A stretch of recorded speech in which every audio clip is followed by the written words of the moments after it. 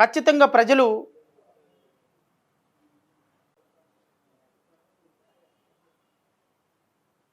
నిత్యం ప్రజల్లో ఉండ ఇలాంటి పరిస్థితుల్లో ప్రజల నుంచి మద్దతు కోరుతున్నారు. ప్రజలు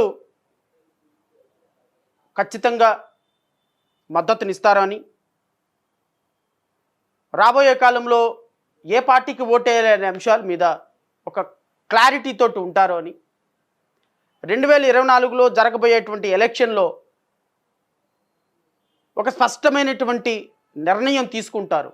నిర్ణయం తీసుకోవటానికి మీకు తెలియాల్సింది నిజాలు. సో కాబట్టి నిజాలు నిర్ణయాలు అనేటువంటి ఒక టాపిక్తో ఈ రోజు నుంచి మొదలుపెట్టినటువంటి నా ప్రయాణం రాబోయే 4 నెలల పాటు ఈ రాష్ట్రంలో కొనసాగుతుంది.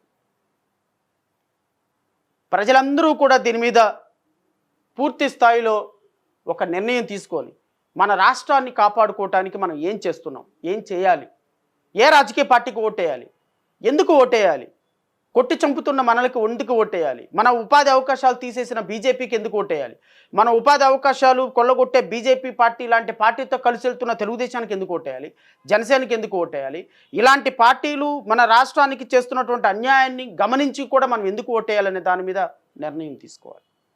ఈ రాష్ట్రంలో 2019 నుంచి 2023 వరకు ఇప్పటి వరకు కొన్ని వేల మంది మరణానికి కారణమైనటువంటి, కొన్ని లక్షల కోట్ల అప్పుకి కారణమైనటువంటి, కొన్ని వేల మంది ఉపాధి పోవటానికి కారణమైనటువంటి, కొన్ని కోట్ల మంది నిరుపేదలుగా మారటానికి కారణమైనటువంటి వైఎస్ఆర్సీపీ కోసం ఎందుకు ఓటేయాలి?